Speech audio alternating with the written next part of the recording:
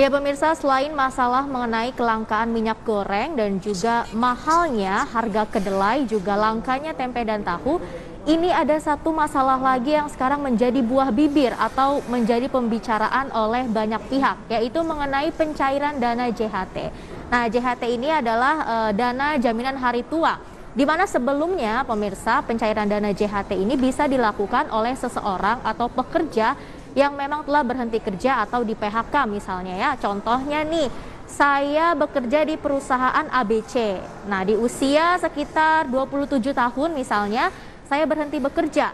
Dan setiap bulan dari gaji saya yang sebesar 1 juta rupiah, sekitar 100.000 rupiahnya saya sisihkan untuk alokasi dana JHT. Nah, ketika saya resign misalnya dari perusahaan ABC tersebut, dana JHT yang biasanya saya sisihkan lewat pemotongan gaji saya tersebut ya, yang didaftarkan di BPJS Ketenagakerjaan, itu akan bisa saya ambil. Nah, itu aturan terdahulu. Namun baru-baru ini Kementerian Ketenagakerjaan merevisi aturan tersebut, menerapkan kebijakan baru.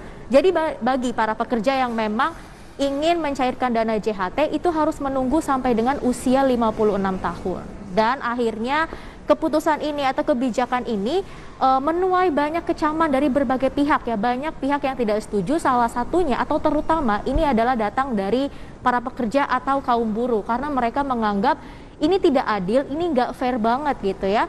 Apalagi kalau misalnya mungkin ketika seseorang berhenti bekerja ya, atau terkena PHK misalnya, atau sudah tidak bekerja lah, ini kan membutuhkan yang namanya dana gitu ya. Salah satunya mungkin bisa didapatkan dari dana JHT, tapi saat ini dana JHT-nya bisa dicairkan itu ketika seseorang tersebut sudah berusia 56 tahun atau memasuki masa pensiun. Nah, tapi katanya nih pemirsa, seseorang atau para pekerja bisa mencairkan dana JHT tersebut sebelum usia 56 tahun, asalkan memang seseorang tersebut mengalami yang namanya cacat total. Tapi tentunya dengan berbagai syarat, barulah JHT tersebut bisa dicairkan. Dan ada juga beberapa pihak yang menyatakan bahwa kenapa sih kok pemerintah akhirnya memberlakukan kebijakan tersebut atau menerapkan kebijakan tersebut gitu ya? Karena ternyata katanya nih pemerintah sedang mengalami yang namanya kekurangan likuiditas atau keterbatasan likuiditas. Jadi menggunakan dana masyarakat ini boleh kita katakan sebagai modal gitu ya, yang kemudian katanya diinvestasikan lagi oleh pemerintah di berbagai instrumen investasi, salah satunya lewat surat utang negara. Tapi tetap saja gitu ya, meskipun nanti dananya diinvestasikan ke SUN, misalnya surat utang negara digunakan untuk pembangunan, misalnya pembangunan infrastruktur dan lain-lain, ya banyak masyarakat yang akhirnya tidak setuju dan pingin tuh dananya bisa cepat dicairin, gak usah nunggu di usia 56 tahun lagi. Dan kira-kira sebenarnya apa sih alasan utama pemerintah menerapkan kebijakan tersebut? Sama-sama kita saksikan pernyataan dari Indah Anggoro selaku Dirjen PHI berikut ini. Kedua, tahun 2022 diterbitkan sebenarnya untuk lebih mengoptimalkan lagi semua program dan bentuk-bentuk social security bagi para pekerja buruh, khususnya JHT, jaminan hari tua. Nah, JHT ini sebenarnya ya namanya juga HT kan, hari tua. Jadi memang diperuntukkan bagi masa tua para pekerja buruh, yaitu usia 56 tahun yang diputuskan. Itu sudah ada di dalam PP. Permenaker 2 2022, selain tadi saya bilang mengoptimalkan, ini juga bukan peraturan yang independen atau mandiri, tapi merupakan suatu regulasi teknis peraturan Menteri Ketenagakerjaan yang sudah ada atasnya, sudah ada acuannya, itu sudah ada PP, yaitu PP 46 tahun 2015 dan juga PP 60 2015. Dan di atasnya lagi secara hierarki regulasi ada lagi Undang-Undang SJSN. Permenaker 2 2022 juga hadir untuk menyambut JKP, Jaminan Kehilangan Pekerjaan, yang insya Allah akan di-launching pada tanggal 22 Februari 2022 ini, di mana JKP memang khusus untuk korban PHK. Nah, kalau JHT... Dan pemirsa, kenapa sih akhirnya kebijakan penerapan pencairan ya JHT di usia 56 tahun ini mendapat banyak kecaman, terutama dari para buruh? Karena kalau kita lihat kondisi saat ini, meskipun ekonomi sudah mulai membaik, tapi kan belum pulih 100% gitu ya, apalagi kita masih berada di suasana pandemi COVID-19. Jadi ketika ada seseorang yang mungkin kehilangan pekerjaannya, membutuhkan dana tunai atau uang tunai lewat JHT ini atau dana pensiun, ya sekarang sudah tidak bisa lagi langsung mendapatkan gitu ya. Jadi harus nunggu dulu sampai dengan usia 56 tahun. Dan pemirsa, ada beberapa alasan dari pemerintah tadi sudah kita saksikan begitu ya lewat pernyataan dari Indah Anggoro yang menyatakan bahwa katanya sih pemerintah menerapkan kebijakan ini karena JHT akan diganti dengan JKP, jaminan kehilangan pekerjaan. Dan pekerja atau para buruh yang bisa menikmati JKP ini akan merasakan 3 manfaat, yaitu yang pertama manfaatnya adalah mendapatkan uang tunai selama 6 bulan ya ketika seseorang tersebut berhenti bekerja, kemudian juga dapat pelatihan kerja dan juga mendapatkan akses ke dunia kerja pemirsa. Jadi JHT ini baru diberlakukan nanti pada sekitar pertengahan 2022 dan JKP sudah mulai diberlakukan mulai hari ini gitu ya, 22 Februari 2022.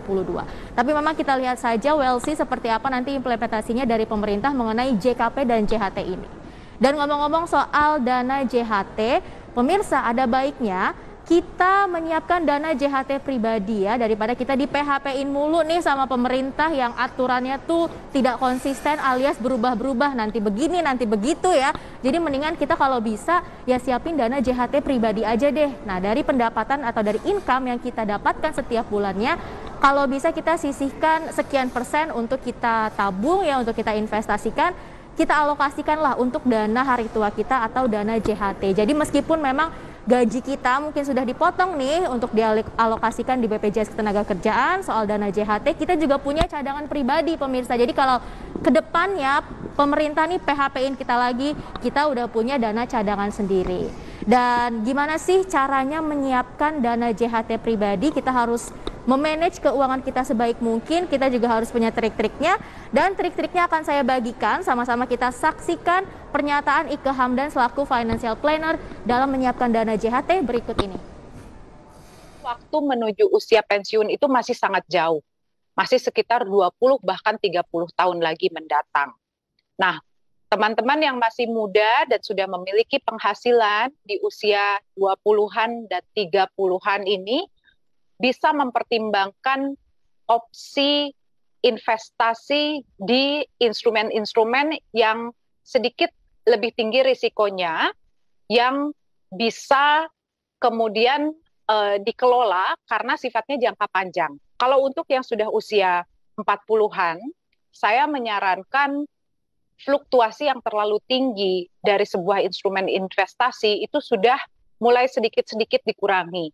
Jadi masuk ke instrumen yang lebih terkendali ya, fluktuasinya seperti misalnya reksadana yang terproteksi atau obligasi gitu. Baru kemudian kalau masih mau memperoleh tambahan pendapatan dari yang sifatnya lebih fluktuatif seperti saham misalnya, atau mungkin sekarang malah aset-aset kripto gitu ya. Nah itu bisa, tapi tentu saja semakin dekat dengan usia pensiun nanti, itu pengelolaan keuangan yang berisiko tinggi harus semakin ditekan. Nah, kalau udah di usia 40-an akhir, bahkan 50-an, itu saya sangat menyarankan untuk mengelola dananya di instrumen-instrumen investasi yang memiliki risiko jauh lebih rendah. Kenapa? Karena uangnya udah sebentar lagi mau dipakai. Ya, jadi pemirsa, ketika kita menyiapkan dana JHT pribadi atau dana pensiunan kita dalam perencanaan keuangan, itu sudah bukan sebuah pilihan, tapi melainkan sebuah keharusan yang memang ya harus kita lakukan gitu ya, karena dari diri kita sendiri nantinya juga manfaatnya akan kita rasakan sendiri. Dan kalau bisa nih ketika kita ingin menyiapkan dana pensiun atau dana JHT pribadi, siapkanlah sedini mungkin gitu ya, jangan ditunda-tunda, jangan dientar-entarin.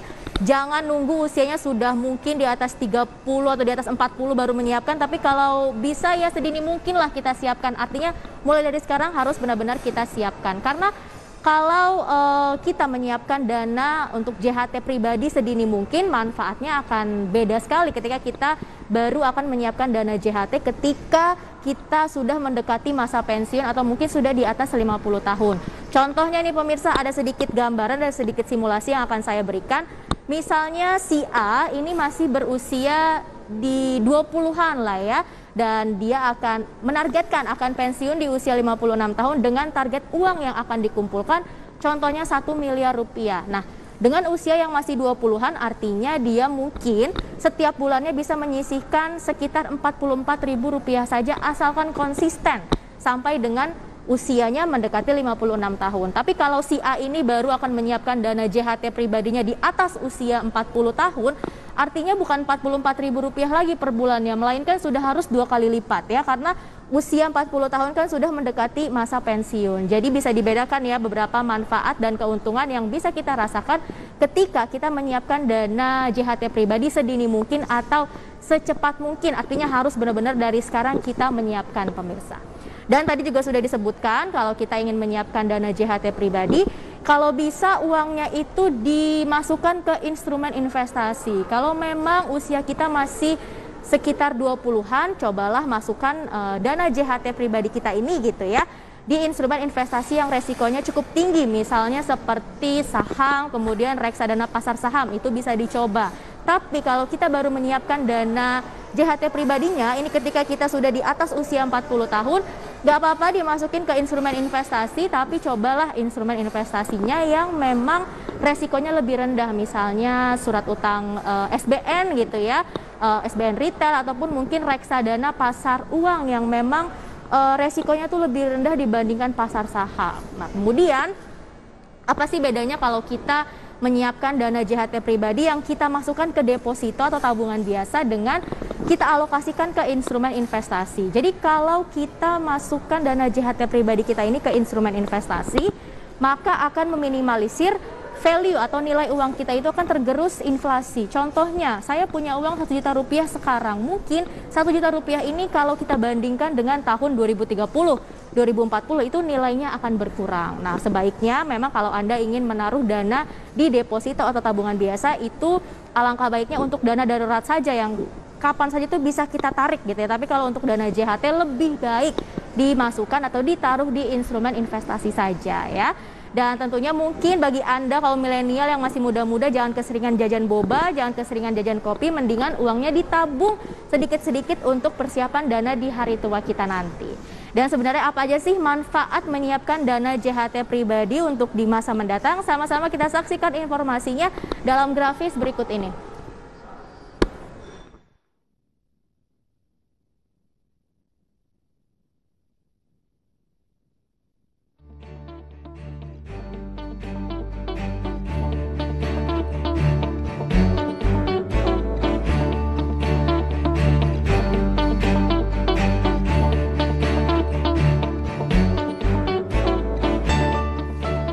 Oke pemirsa, jadi intinya kalau kita memang masih bisa berdiri di atas kaki kita sendiri, kenapa kita harus bergantung dengan orang lain dan kenapa kita harus selalu berharap dengan orang lain gitu ya. Artinya meskipun nanti dana JHT kita ini baru bisa dicairkan di usia 56 tahun, tapi kita bisa nabung sendiri nih, sudah mulai mempersiapkan dana JHT pribadi kita dari usia sedini mungkin.